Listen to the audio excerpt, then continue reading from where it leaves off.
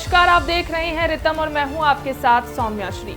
राजनीति में आपने अक्सर ये देखा होगा कि कोई नेता जब रूठ जाता है तो तमाम बड़े नेता उन्हें मनाने लग जाते हैं, उन्हें तमाम बड़े पोस्ट ऑफर करने लग जाते हैं। मतलब यूं कहें तो नेता की खूब खातिरदारी होने लग जाती है। लेकिन ये सब कुछ किसी एक दल के अंदर होता है। लेकिन क्या हो जब किसी एक दल का नेता नाराज हो जाए और उसे मनाने किसी दूसरे दल का नेता सामने आ जाए, है ना अजीब बात। आप देख रहे हैं किस्सा लोकतंत्र का और आज के इस एपिसोड में हम बात करेंगे कि कैसे अटल बिहारी वाजपेयी ने मनमोहन सिंह की आलोचना की तो उससे आहत होकर मनमोहन सिंह अपने पद से इस्तीफा देने का मन बना लेते हैं और फिर कैसे अटल बिहारी वाजपेयी उन्हें मनाने चले जाते हैं।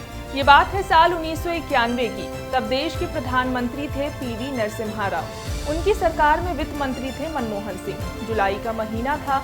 26 जुलाई को संसद में बजट पेश होना था। बताया जाता है कि उस वक्त देश की आर्थिक स्थिति कुछ ठीक नहीं थी। देश के पास पैसों की कमी थी। देश चलाने के लिए भारत को अपना सोना भी गिरवी रखना पड़ा था। देश के खस्ता हाल को ठीक करने के लिए तत्कालीन वित्त मंत्री मनमोहन सिंह संसद में राव मनमोहन मॉडल लेकर आए थे। इसमें उन्होंने कई ऐसी नीतियों पर बात की थी जिससे देश की आर्थिक स्थिति में सुधार आ सके। मनमोहन सिंह भारतीय अर्थव्यवस्था को बल देने के लिए अपने बजट में उदारीकरण की बात करते हैं। उन्होंने अपने बजट में टैक्स कम करने, भारत में विदेशी कंपनियों को आकर्षित करने जैसी नीतियों पर भी बात की थी। मनमोहन सिंह का भाषण समाप्त होते ही जब इसके समक्ष प्रतिक्रिया लेने की बारी आई तब विपक्ष के नेता अटल बिहारी वाजपेयी ने इस बजट की आलोचना की। उन्होंने बजट में काफी कमियां गिना दी।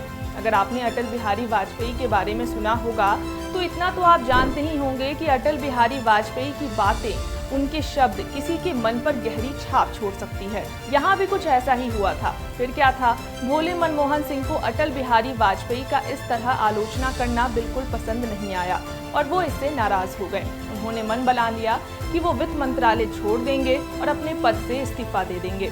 फिर किसी तरह ये बात तत्कालीन प्रधानमंत्री पीवी नरसिम्हा राव को पता लग गई। नरसिम्हा राव जानते थे कि देश की आर्थिक स्थिति अभी ठीक नहीं है और इसमें सुधार लाने का काम केवल और केवल मनमोहन सिंह ही कर सकते हैं।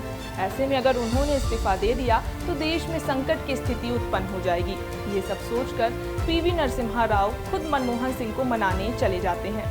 मीडिया रिपोर्ट्स के मुताबिक पीवी नरसिम्हा राव मनमोहन सिंह को काफी समझाते हैं, लेकिन मनमोहन सिंह ये ठान चुके थे कि अगर उनके बजट में इतनी कमियां हैं तो उन्हें ये मंत्रालय ही छोड़ देना चाहिए। पीवी नरसिम्हा राव जब मनमोहन सिंह को मनाते मनाते थक जाते हैं तब वो सोचते हैं कि इस बारे में अटल बिहारी वाजपेयी से बात की जाए। अटल बिहारी वाजपेयी और पीवी नरसिम्हा राव अच्छे मित्र थे। पीवी नरसिम्हा ने अटल बिहारी वाजपेयी को पूरी बात बताई और उन्हें मनमोहन सिंह को मनाने को कहा। मीडिया रिपोर्ट्स के मुताबिक अटल बिहारी वाजपेयी भले ही विपक्ष के नेता थे, फिर भी वो मनमोहन सिंह से उनके इस्तीफे वाले मुद्दे पर बात करने से हिचकिचाते नहीं हैं। अटल बिहारी वाजपेयी की कार्यशैली ही ऐसी थी कि दुश्मन भी उनका दोस्त बन जाए। अटल जी मनमोहन सिंह से मुलाकात करने चले जाते हैं और उन्हें समझाते हैं कि उन्होंने जो भी सदन में कहा उसे अपने ऊपर लेने की आवश्यकता नहीं है। अटल बिहारी वाजपेयी समझाते हैं कि वो विपक्ष में हैं और सरकार की आलोचना करना उनका काम है। अटल जी ने मनमोहन सिंह को समझाया कि राजनीतिक आलोचनाओं को निजी तौर पर कतई नहीं लेना चाहिए। काफी समझाने के बाद मनमोहन सिंह मान जाते हैं और अपने पद से इस्तीफा देने का विचार छोड़ देते हैं। अटल बिहारी वाजपेयी के समझाने के बाद मनमोहन सिंह ये समझ जाते हैं कि सरकार के विरोध में विपक्ष में बैठी सांसदों को कैसे विनम्र तरीके से जवाब देना है। कई रिपोर्ट्स के मुताबिक इस घटना के बाद अटल बिहारी वाजपेयी और मनमोहन सिंह अच्छे दोस्त बन जाते हैं। वहीं बजट की बात करें तो उस वक्त भले ही इस बजट को एक आम बजट जो हर साल पेश होता है वैसा मान लिया गया था, लेकिन धीरे धीरे जब देश की अर्थव्यवस्था पटरी पर आने लग जाती है तब इस बजट को ऐतिहासिक बजट माना जाने लगा।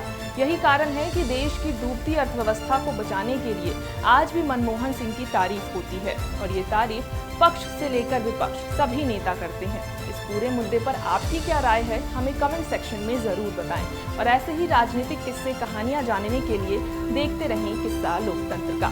धन्यवाद।